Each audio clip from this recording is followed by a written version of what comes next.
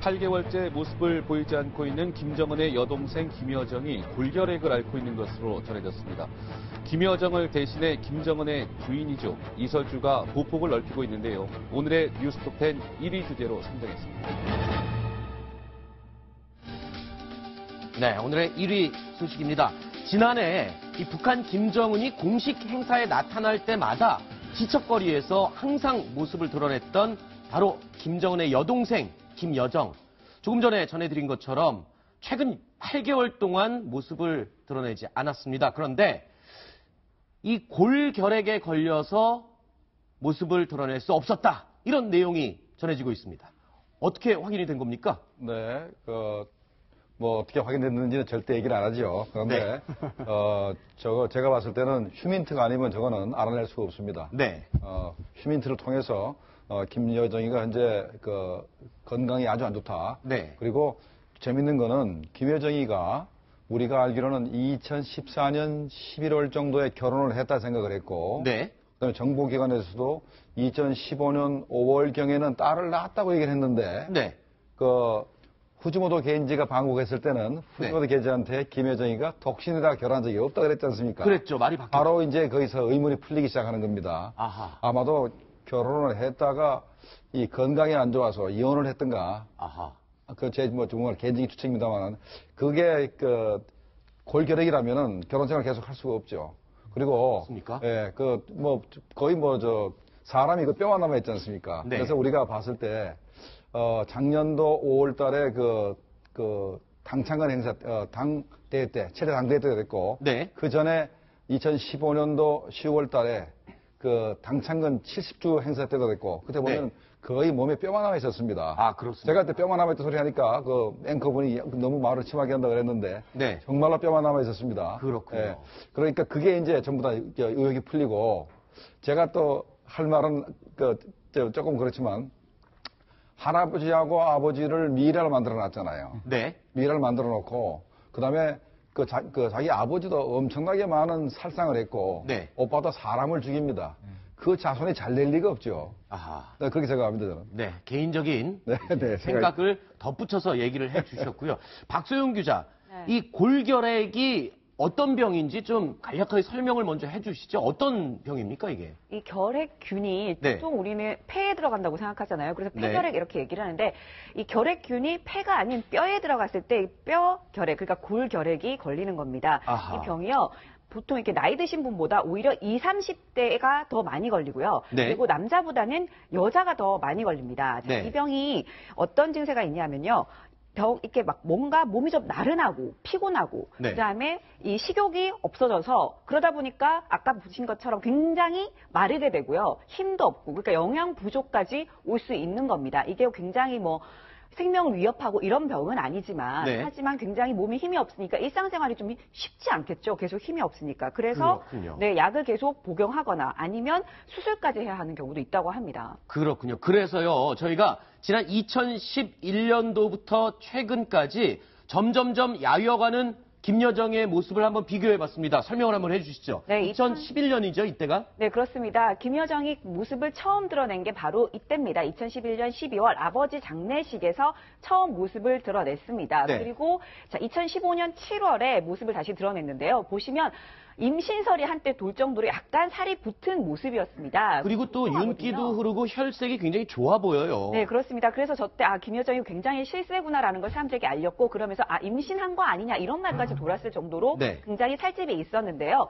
2016년 5월에 갑자기 굉장히 피골이 상접한 모습으로 나타납니다. 보시면요. 거의 해골? 두상이 그대로 뼈가 그대로 드러날 정도로 말랐고 눈이 움푹 패여 있거든요. 이 사진을 좀 가까이 좀 찍어주시겠습니까? 이 사진 보시겠습니다. 자, 2015년도와 16년 불과 12개월, 10개월 정도밖에 차이가 나지 않는데 실제로 얼굴을 비교해보면요. 상당히 야위고 진짜 눈밑이 푹 들어가고 광대뼈도 푹 가라앉을 정도로 굉장히 야인 모습입니다. 그러니까 네. 이때가 지금 병세가 제일 악화됐던 때로 추정이 되고요. 그리고 2016년이죠. 이때가 언제죠? 네, 바로 한 달 뒤에도 다시 모습을 드러내는데요. 이때 역시 굉장히 약한 모습을 볼 수 있습니다. 지금 네. 굉장히 말랐어요. 옆모습을 봐도 그러네요. 네, 선이 굉장히 가늘거든요. 2015년 7월과 비교하면 옆모습을 좀 비교해 보시면 확실히 많이 말랐다, 야위었다 하는 것을 확인해 볼 수 있으십니다. 그렇군요. 자, 여동생은 이렇게 골결핵에 걸려서 점점점 야위어만 가는데 반면 오빠 김정은은 날이 갈수록 몸이 계속 비대해지는 모습들을 볼 수가 있거든요. 언론에 비춰지는 네네. 모습만 봐도 금방 알 수가 있습니다. 그래서 몸무게가 120kg라고 이제 정부에서 이렇게 평가를 하고 있는데, 네. 뭐 혹자는 130kg로 평가할 때도 있습니다. 네. 그래서 이게 왜 그렇게 뚱뚱해지냐 그러니까 의사의 지시를 듣지 않고 네. 폭음과 폭식을 계속 한답니다. 또 담배도 아주 그냥 엄청나게 피고 네. 그렇기 때문에 몸무게를 현재 감당을 못해서 현재 120kg 이상 나간다라는 얘기가 있습니다. 그렇군요.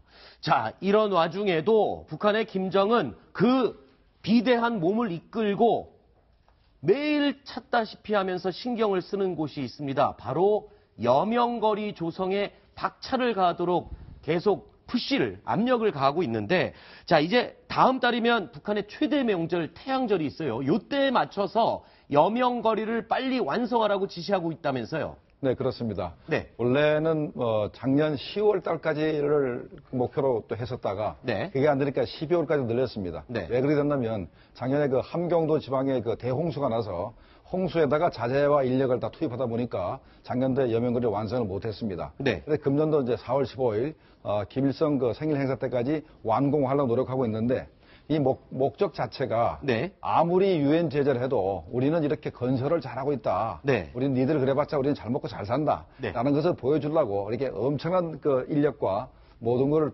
투입을 해서 4월 15일까지 이렇게 여명거리를 완성하려고 그러고 있습니다. 이 여명거리가요, 북한에서는 북한의 맨하튼, 그러니까 미국의 맨하튼 같이 초고층 빌딩이 밀집해 있는 이런 지역처럼 만들려고 해서 북한의 맨하튼이라고 불리는 곳이죠. 지금 사진만 봐도 주변에 엄청난 높이의 초고층 빌딩들이 자리를 잡고 있습니다. 그래서 이번에는 작년도 미래과학자 거리는 제일 높은 게 60층 정도 됐는데 네. 이번에는 제일 높은 빌딩이 이제 70층입니다. 네. 그러니까 훨씬 더 높고 한데 제가 최근에 넘어온 탈북자한테 물어봤더니 네. 작년에 미래과학자 거리가 네온사인이 굉장히 멋있게 올라갔지 않습니까? 그랬죠. 반짝반짝 하는데 실내에서는 전기를 못 켜가지고 네온사인의 불빛에 빛을 비춰서 밥을 먹는답니다. 아하.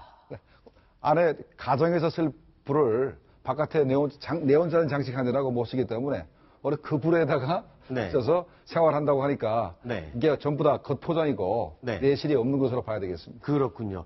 자, 이 조금 전에요. 오늘 오후에 북한의 조선중앙TV가 이 여명거리를 시찰하고 있는 북한 김정은의 사진을 공개를 했습니다. 이 사진 함께 잠깐 보실까요? 사진을 보면서 설명을 드리겠습니다. 좀 이상한 부분이 있습니다.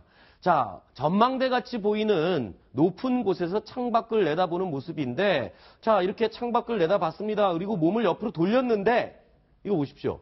코트 앞에가, 물론, 복부가 좀 비만이어서 이렇게 배가 먼저 닿은 것 같습니다만, 흰 페인트가 코트에 잔뜩 묻어 있어요. 근데 이 사진을 그대로 조선중앙TV에서 공개를 했습니다. 이거는 어떻게 해석을 해야 될까요? 이거 실수입니까? 절대 북한에서는 공개적으로 김정은 사진 나왔을 때는 실수가 없습니다. 아하. 저거는 아주 계획된 사진이기 때문에 네. 저거 담당도 원래는 김여정이었죠. 네. 지금 건강 때문에 어떤지 모르겠습니다만은 저것도 아주 계획됐기 때문에 네. 저렇게 김정은이가 몸을 사리지 않고 네. 바로 인민들의 생활 향상을 위해서 아하. 여명거리 건설을 위해서 이렇게 현지 지도를 직접 해주신다라는 어떤 인민적 애민 정신의 바로 발로다라고 아하. 이제 선전하기 위한 것이라고 봐야 되겠습니다. 그렇군요. 저는 이 사진을 처음 해봤을 때, 이런 사진을 그냥 공개했으니 이 사진 담당한 사람은 또 숙청당하는 거 아닌가 걱정했었는데 그런 의도가 다 담긴 사진이었군요. 그렇군요. 알겠습니다. 자, 그리고요. 지금 북한의 내부 움직임이 심상치가 않습니다.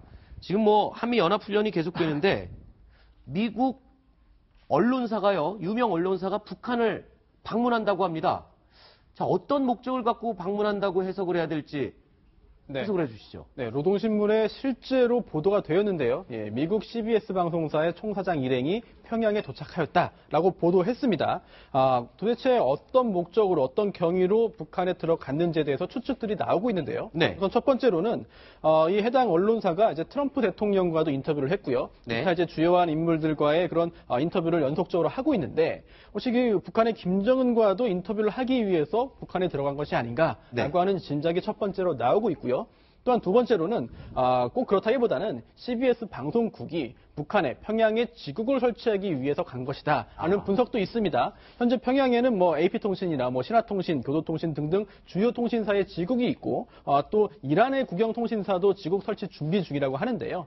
미국의 CBS 방송국도 역시 평양에 지국을 설치하기 위한 것이다 하는 분석도 제기되고 있습니다.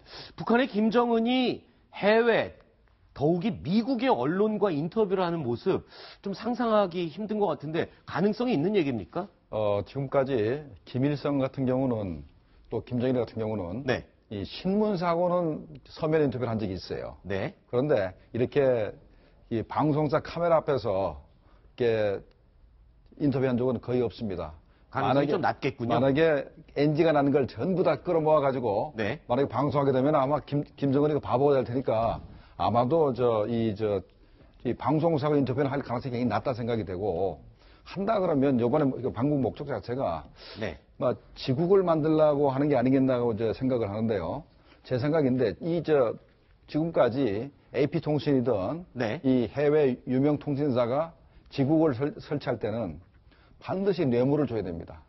북한의 지국을 설치할 때는 평양 돈을 주지 않으면 절대 허락을 안 합니다. 그래서 네. 아주 나쁜 버릇 들여놔가지고 네. 아마 CBS가 방송 지국을 설치하려고 그러면 아마 적어도 최소한 100만 불 단위로 줘야 될 겁니다. 그렇군요. 네, 돈도 돈이겠지만 이제 각자의 생각이 있겠죠. CBS 측 생각이 있을 거고 그거를 들어오라고 한 북한의 생각이 있을 텐데 그게 네. 잘 맞으면 문제가 없는데 안 맞으면 어떻게 되겠습니까? 폭로하는 뭐 지난번에 이제 뭐가 되겠죠? 러시아 영화 네. 뭐죠? 인터뷰. 태양 아래서 태양 아래 네. 그렇게 나올 수도 있고 여러 가지 네. 경우가 다 대비해서 북한이 허용했겠죠. 제가 CBS 기자라면 네. 내가 뭐 사장은 아니지만 국장이라면 김정은 만나자 그럴 겁니다.